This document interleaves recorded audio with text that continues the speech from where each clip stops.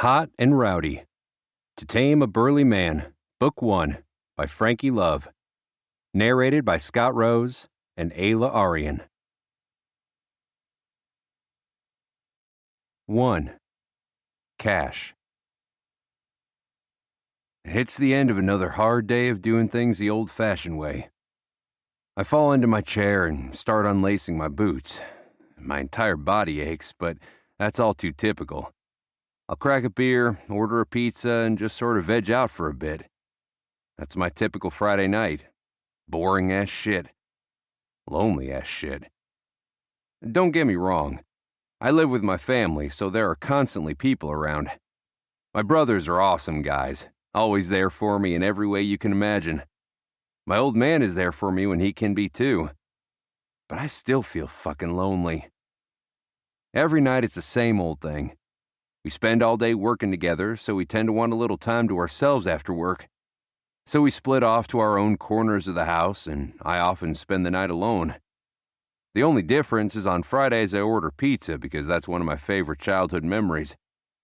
Friday's always been pizza day, and it's not a bad tradition to keep going forward.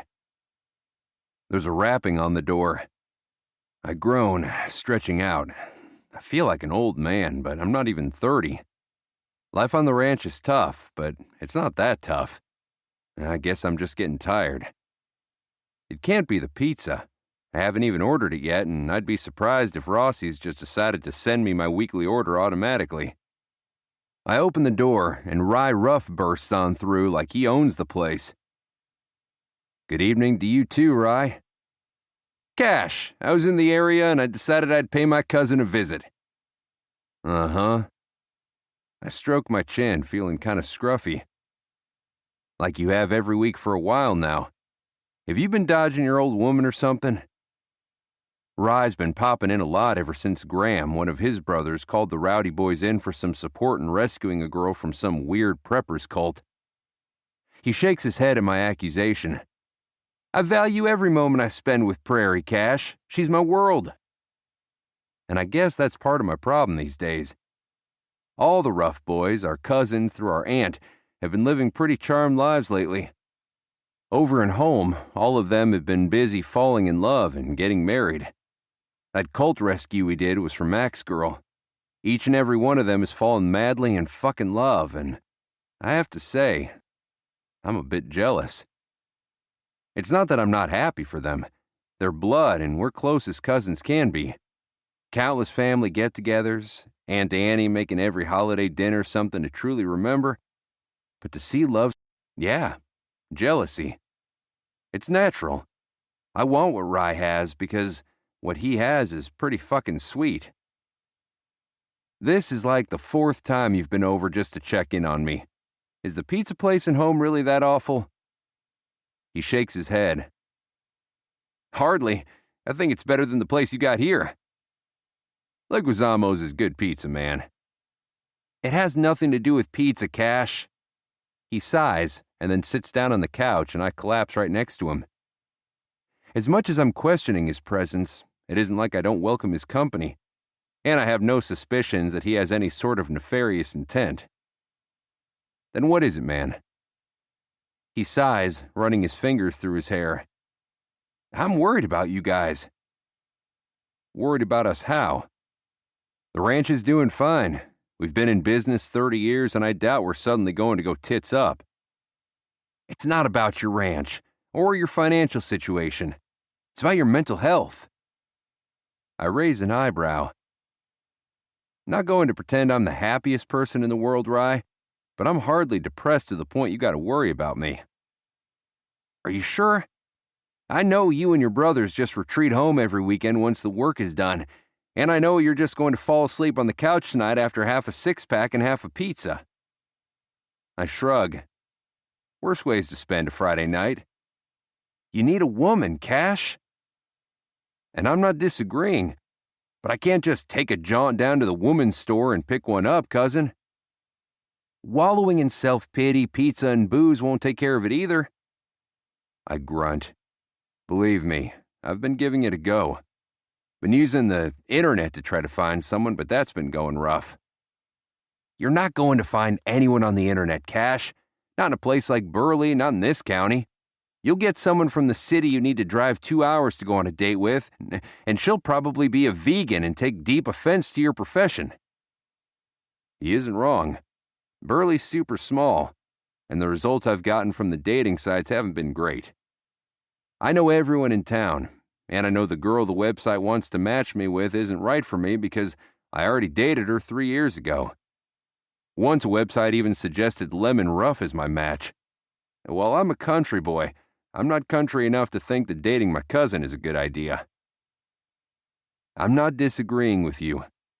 What would you do, my oh-so-wise cousin?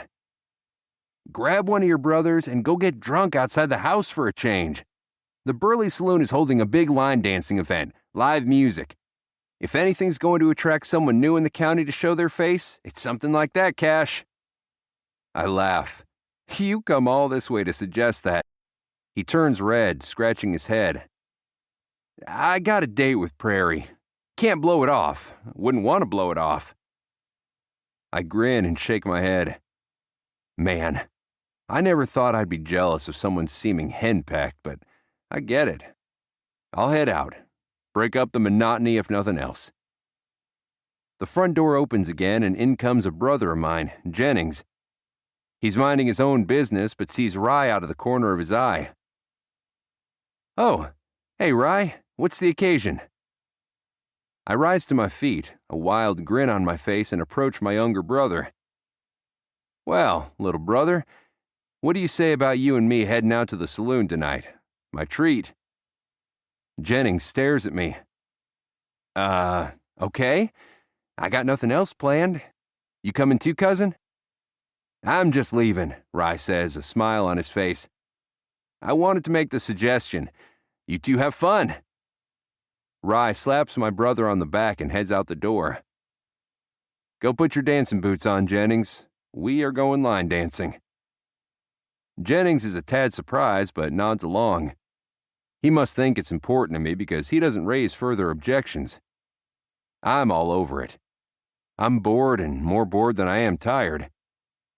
I don't think Rye's suggestion is going to lead me to love at first sight because that seems a bit silly. But if it happens, I'm not going to tell it to fuck off. The Burly Saloon has grown a bit over the past few years, trying to stay relevant and trying to get customers to come in from outside the town's borders. A fancy jukebox usually gets people onto the dance floor, but tonight, as Rye said, there's live music. A country western band and a fancy one, too. Got a fiddle, guitar, bass, and even a big old cello, the singer breaking down into a heartfelt harmonica solo with every song. Not everything they do is a banger, but I'm tapping my feet all night. Jennings is sitting at the bar, kind of timid. He just turned 21. Our father has never been the type to encourage underage drinking, but all of us rowdies have had a beer or two before we were legal.